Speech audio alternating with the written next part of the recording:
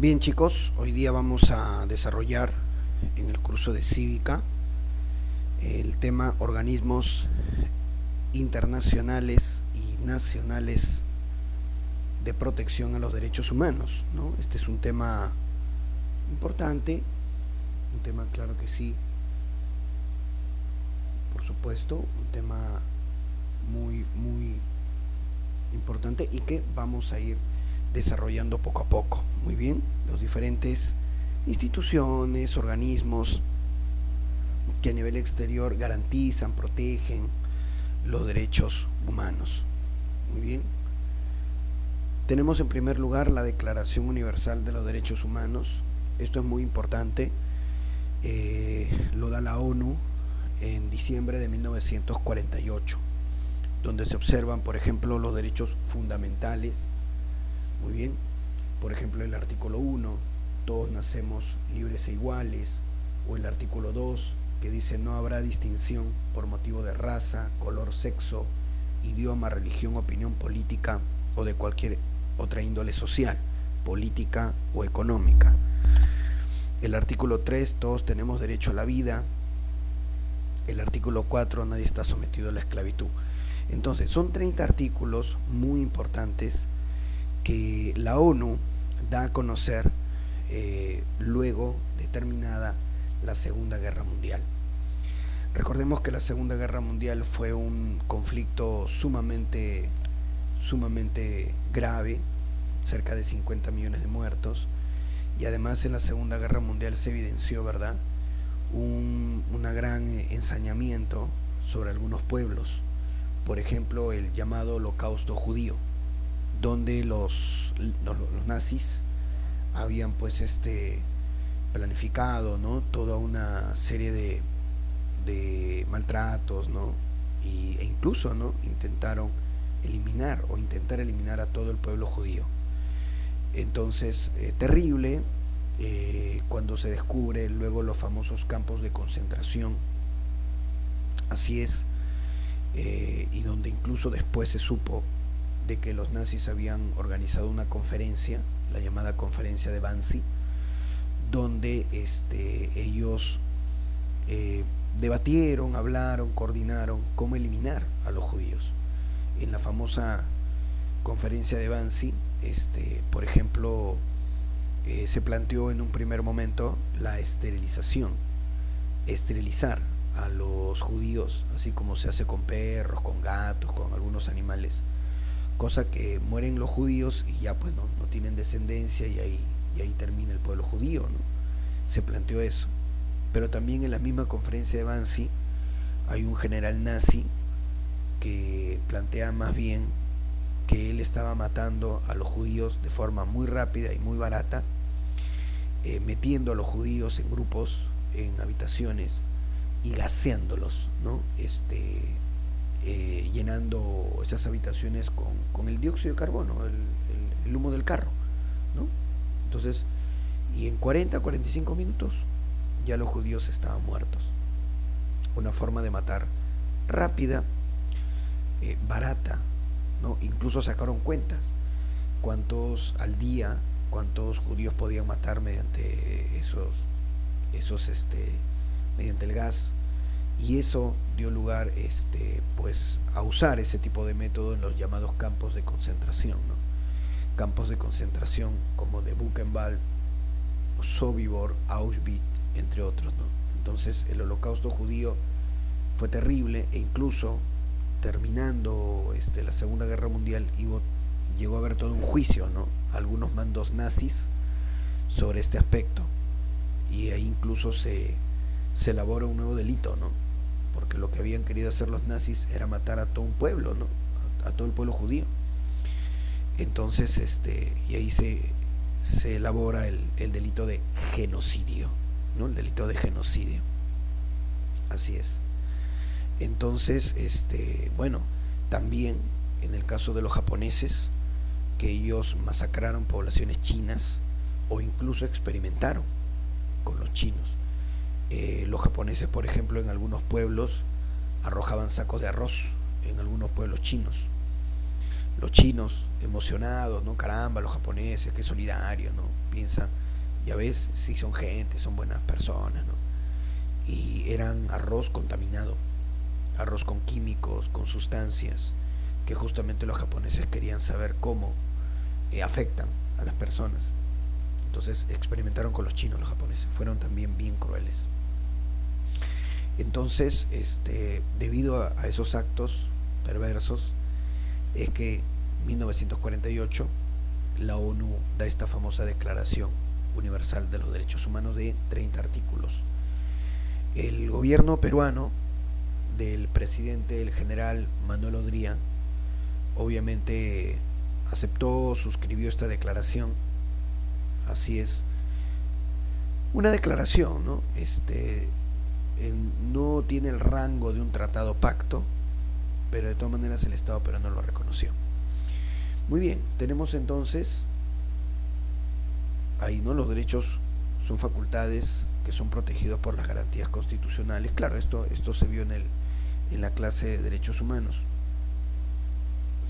Y la Carta Internacional de los Derechos Humanos, donde está obviamente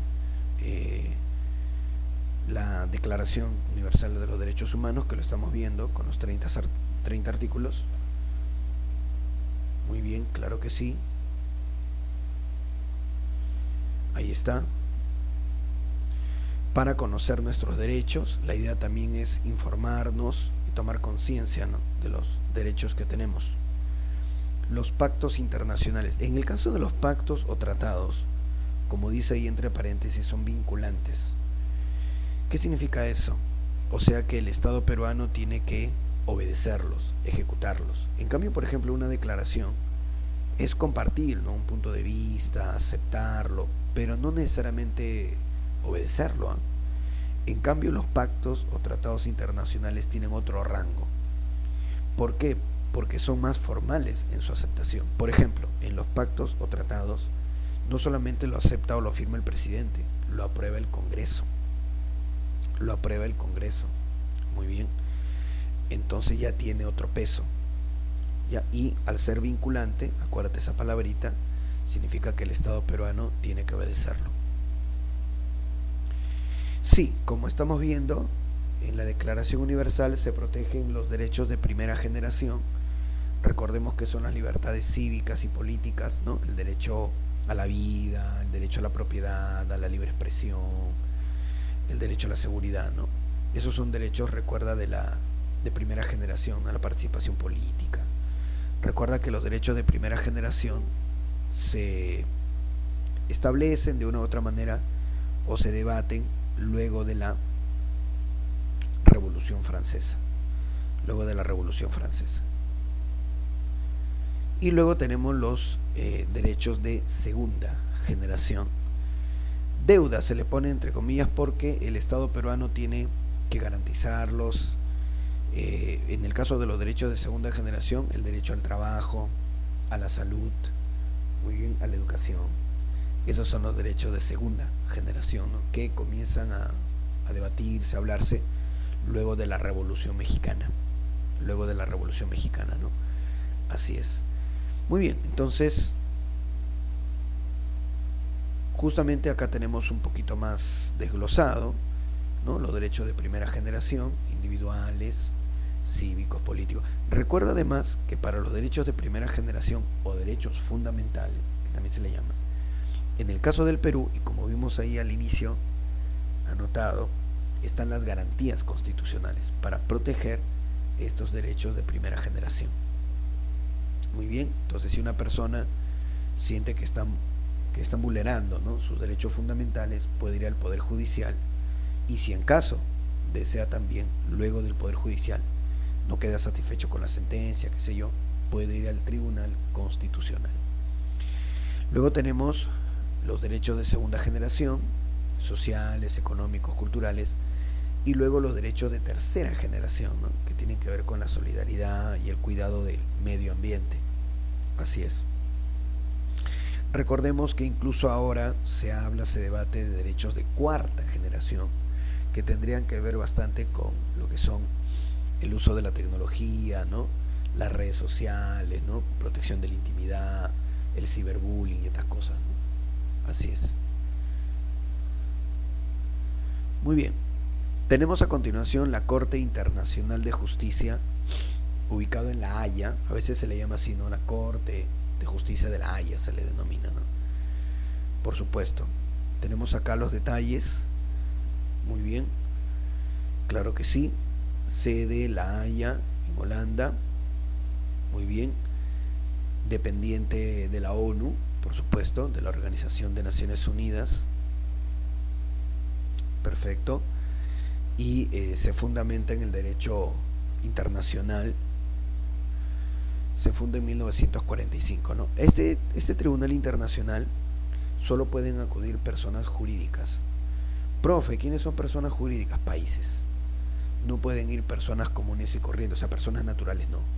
Solamente personas jurídicas, o sea, países, ¿no? Y justamente para algunas controversias, evitar obviamente llegar a un conflicto armado, por supuesto. Recordemos que en el caso del Perú, por ejemplo, la última vez que hemos ido a la Corte Internacional de La Haya ha sido por el diferendo marítimo con Chile. Así es. Ahí está entonces. Ahí está. Pueden acudir a este tribunal solo las personas jurídicas, es decir, países de todos los continentes, para arreglar alguna controversia. Ejemplo, el problema marítimo, el diferendo marítimo, ¿no? Entre Perú y Chile. Claro que sí. Actualmente la presidenta de la Corte de La Haya es la señora Joan Donoghue, ¿no? La señora Joan Donoghue. Así es. Justamente tenemos acá los límites marítimos con Chile, en donde el Perú llevó, ¿no? este problema a la Corte de La Haya durante el segundo gobierno de Alan García. Y bueno, simplemente para indicar, ¿no? Anotar que el diferendo consistía en lo siguiente, ¿no? Los chilenos proponían una línea horizontal para que sea límite marítimo con Perú, y nosotros proponíamos la llamada línea equidistante. Luego de 6 años, mira cómo se demora el juicio, luego de 6 años de deliberaciones, etcétera, de escuchar, ¿no? obviamente las partes involucradas, el Tribunal de La Haya dio su sentencia el 2014, del 2008 al 2014. Llevamos el caso durante el segundo mandato de Alan García y la sentencia sale para lo que es el gobierno de Ollanta Humala. Muy bien, ahí está, mira, ven. Entonces, ¿qué dijo La Haya, no? Indicó, como vemos acá, primero seguir la línea horizontal, como Chile pidió, pero solamente 80 millas. Y a partir de ahí ya establecer la línea diagonal que el Perú había reclamado. Muy bien, entonces 80 millas en paralelo y de ahí la diagonal. El Perú gana, como dice acá, 50.000 kilómetros cuadrados de mar, por supuesto, y también de zócalo continental, de mar y de zócalo continental. Así es. Hubo alguna desazón porque, como vemos, iniciando la frontera marítima, o sea, en la costa, todo quedó igual, ¿no? O sea, se respetó lo que Chile dijo, la línea horizontal, 80 millas. La gente de Tacna, los pescadores, por ejemplo, pensaban que eso iba a variar y no ocurrió. Recién comenzó a variar 80 millas mar adentro, en alta mar recién, ¿no? Entonces eso causó alguna desazón, pero igual, el Perú gana 50.000 kilómetros cuadrados, ¿no? Entonces, ahí está, con respecto a La Haya. A continuación tenemos la Convención Americana sobre Derechos Humanos. Así como hemos visto que la Declaración Universal de los Derechos Humanos y la Corte Internacional de La Haya dependen de la ONU, ¿verdad? En este caso, la Convención Americana sobre Derechos Humanos depende de la OEA, porque esto tiene que ver con América. Dependen de la OEA, de la Organización de Estados Americanos. Así es. Llamado también por el lugar donde se firmó Pacto de San José, Costa Rica, y es de carácter vinculante, o sea que los estados tienen que obedecerlo. Muy Muy bien, claro que sí. Obliga al Estado peruano, es la Carta de la Organización de los Estados Americanos, de la OEA. Entonces las sentencias que salen de dentro de lo que va a ser la Corte Interamericana que pertenece a esta Convención Americana tienen que ser aceptadas y ejecutadas por el Estado peruano. Muy bien. Regula la aplicación de la pena de muerte, por ejemplo. Ahí está un detalle bien curioso, ¿no? Porque obviamente la idea de la Convención Americana es ir reduciendo o eliminar la aplicación de la pena de muerte. En el caso del Perú, por ejemplo, ¿no? La Constitución del año 33 permitía la aplicación de la pena de muerte en casos de homicidio calificado, que vendría a ser un asesinato con mucha crueldad, y traición a la patria. Esa es la Constitución del 33, la número 10. Luego, en la Constitución de 1979, que es la número 11, en la Constitución del 79 ya se elimina la pena de muerte por homicidio calificado y se deja solamente la pena de muerte en caso de traición a la patria y en situación de guerra externa. Pena de muerte, traición a la patria y en situación de guerra externa. Así es. Y en la Constitución del 93, que hasta ahora está vigente, ¿no? Porque tú sabes que podemos tener 500.000 constituciones, total, ¿quién las obedece? Pero en la Constitución actual hasta ahora, ¿no? De 1993, repite lo de la Constitución del 79, que solamente se aplica pena de muerte en caso de traición a la patria y en situación de guerra externa. Ojo ahí. Entonces, ¿qué es lo que pasa? Por ejemplo, si a pedido de la gente, pongamos, ¿no? Se quiera cambiar el artículo de la Constitución, que es el artículo 140, y ampliar la pena de muerte. Por ejemplo, en la Constitución del 93, mira, se me estaba pasando, indica pena de muerte por traición a la patria y por el delito de terrorismo. Pero, por ejemplo, no se puede ejecutar, porque la Convención Americana indica, ¿no? Indica, Estado peruano, restringiste la pena de muerte a traición a la patria y en situación de guerra externa. Listo, ya no la puedes ampliar. Ya no la puedes ampliar. En la Constitución del 93, la actual, dice, por traición a la patria y terrorismo. Pues no. No, ya no la puedes ampliar. Mientras más reduzcamos la pena de muerte, mejor. Pero una vez reducida, ya no se puede ampliar. Ya no hay vuelta atrás. Por eso es que en la Constitución actual del 93, que dice pena de muerte por terrorismo, eso no se puede aplicar. Tendríamos que retirarnos de la Convención Americana de Derechos Humanos, y eso sería, aparte que sería complicado, incluso podría tener repercusiones económicas. Entonces no. Muy bien, ahí está. Claro que sí. Justamente, ¿no? Pena de muerte y espías en el Perú. Muy bien. Bueno, este caso, por ejemplo, del llamado monstruo de Armendáriz, fue un caso muy dramático porque a esta persona lo acusaron de haber matado y, bueno, haber torturado, violado y matado a un niño, porque era un sujeto que vivía en la bajada de la playa de Armendáriz de forma muy humilde, y un día cerca a su choza, ¿no?, donde él vivía, apareció un niño extremadamente golpeado, aparentemente violentado y muerto. De inmediato se le echó la culpa a él. La gente presionaba que es un maldito, que es un desgraciado. Lo condenaron a muerte, lo fusilaron al monstruo de Armendáriz. Pero cuando después ya ya la histeria pasó, no, todo el show pasó, y la Guardia Civil, porque así se llama la policía, la Guardia Civil investiga mejor el caso, resulta que era inocente. Era inocente. Muy bien, entonces, ¿qué hacer? Ya lo habían fusilado. El juez salió a pedir perdón. Qué ridículo. El juez, no, disculpa, no lo vuelvo a hacer. Se lo mataron. Por ese tipo de casos es que se cuestionó la aplicación de la pena de muerte en el Perú. Claro que sí, se cuestionó.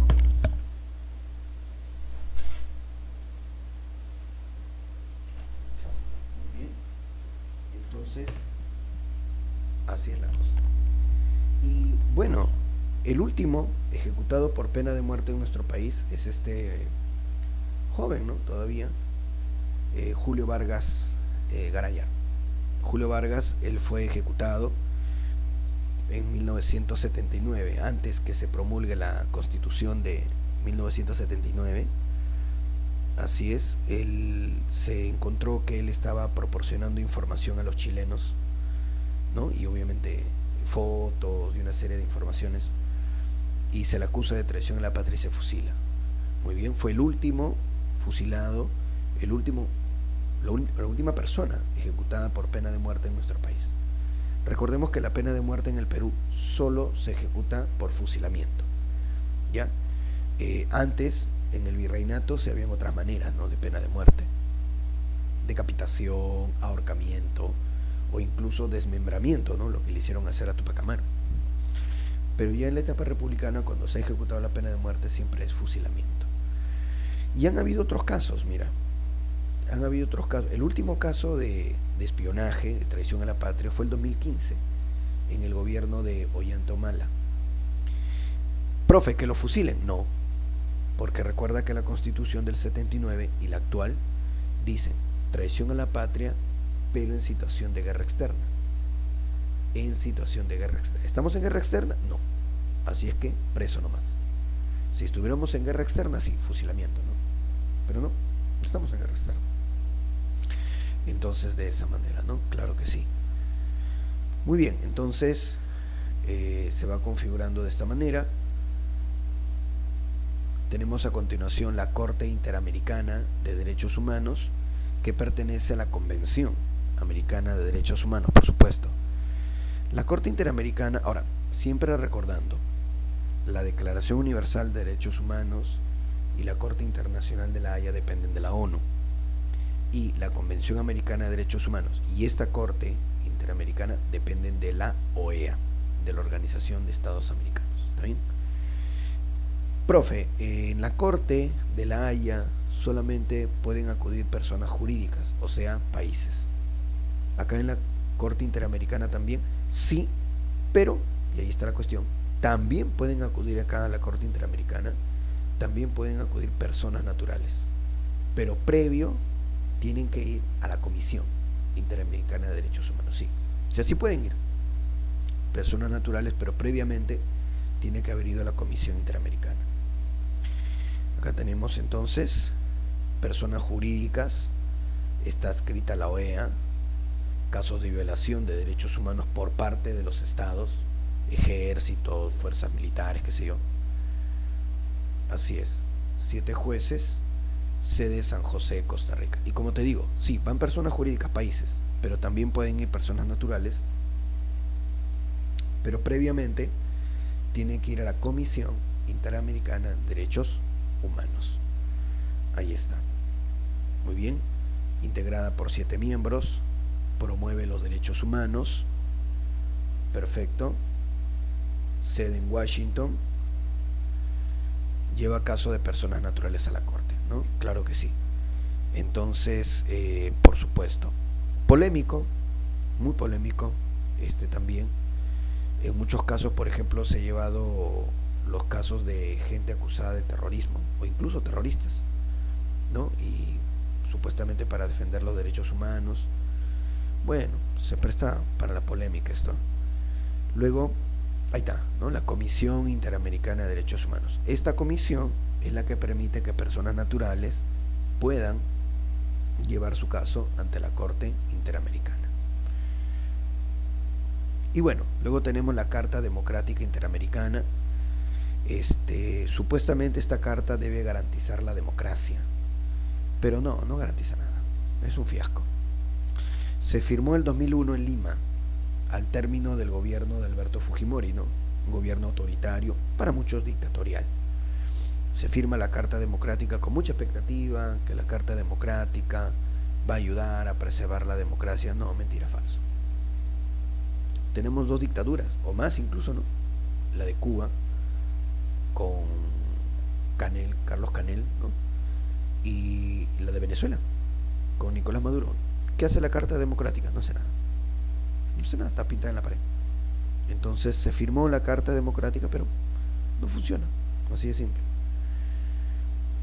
Y bueno, acá en el Perú tenemos la Coordinadora Nacional de Derechos Humanos, y como dice acá, integrada por 82 ONGs, diferente la mayoría, en defensa de los derechos humanos.